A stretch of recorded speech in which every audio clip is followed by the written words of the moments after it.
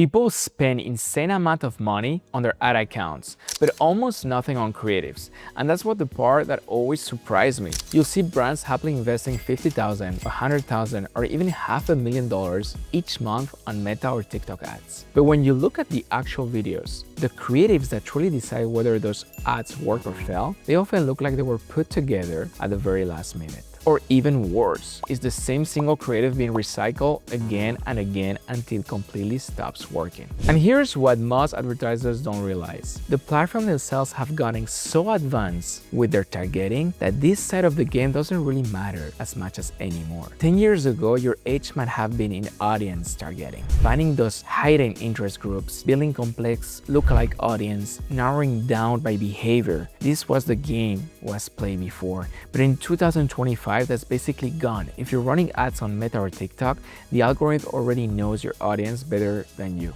All you have to do is tell the platform your goal. You want purchase, you want free trials, you want leads. The platform is designed to go and find the people who are most likely to do that action. So the question becomes, if your targeting has become the same for everyone, if every advertiser has access to the same machine learning and the same audience pool, what actually makes the difference? The answer is simple: your creative. The creative is now the battlefield, because what actually decides whether your campaign works or not, whether you choose the perfect interest or whether your lookalike audience was 2% or 5%, what decides it is that your creative resonates with the people who see it. Does it make them stop scrolling? Does it get their attention? Does it build enough trust to make someone take action? That's the game now. But here's the challenge. Creating a great creative is hard. It's something you can just sit down and force it in one shot. That's why we talk about creative testing. Creative testing is not about creating the perfect ad the first time.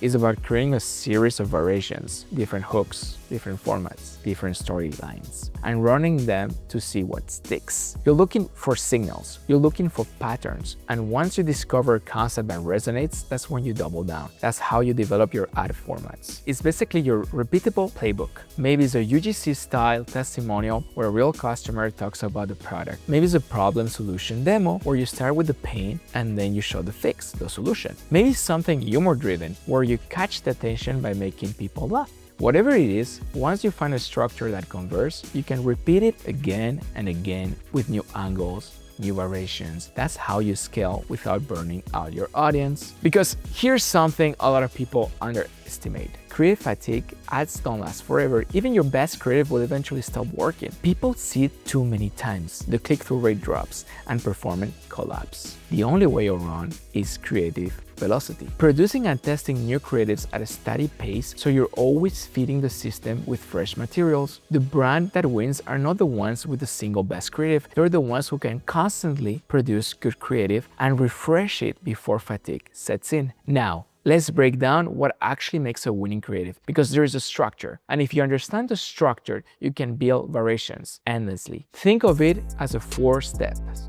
The first part is the hook. The first 3 seconds are everything. If you don't win there, nothing else matters. The hook is your conversion opportunity. It's the moment where someone decides whether to pay attention or keep scrolling. Then becomes breaking resistant. This is the body of the ad. This is where you showcase the product, explain the value, handle objections, and pitch them the transformation. People naturally resist being sold to. So this is where you can carefully break down that resistance. After that, you need to build trust. People really take action just because you told them to. They need evidence, they need social proof, testimonials, authority, endorsement, or even just the sense that other people like me have done this. That's what builds trust. And finally, you close with a clear call to action. Buy now, sign up, download, claim your trial, whatever it is, don't leave it back. Give the person one clear next step. Hook, resident, trust, CTA. That's the winning sequence. Now, here's the trap most advertisers fall into. They either spend all of their focus on the hook and then the rest of the ad feels flat, or they invest weeks into creating a beautiful, polished, cinematic ad that never had a strong hook in the first place.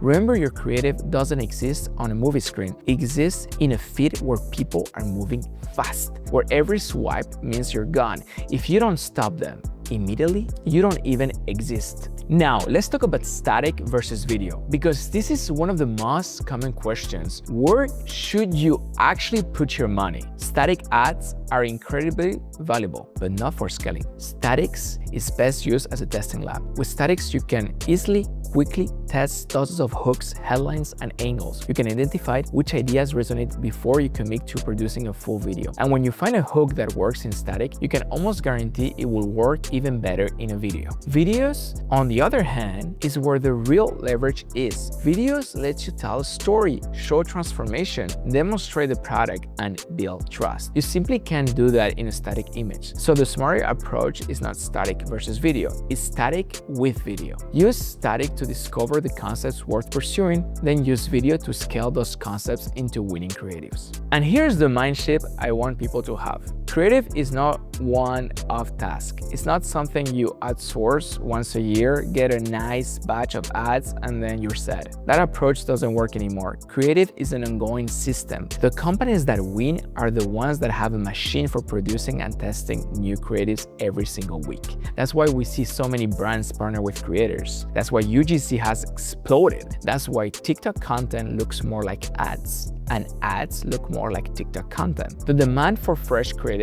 never stops, and it keeps getting higher and higher every year. So the next time you're planning your budget, I want you to think differently about how you allocate your budget. Most businesses still put 90% into media spend and only 10% into creative. That's completely backwards. You're essentially paying for distribution without investing in the message. And the message is the only part you actually control. It's like building a restaurant and spending all of your money on the location, the rent, the sign outside, but putting almost nothing into the food.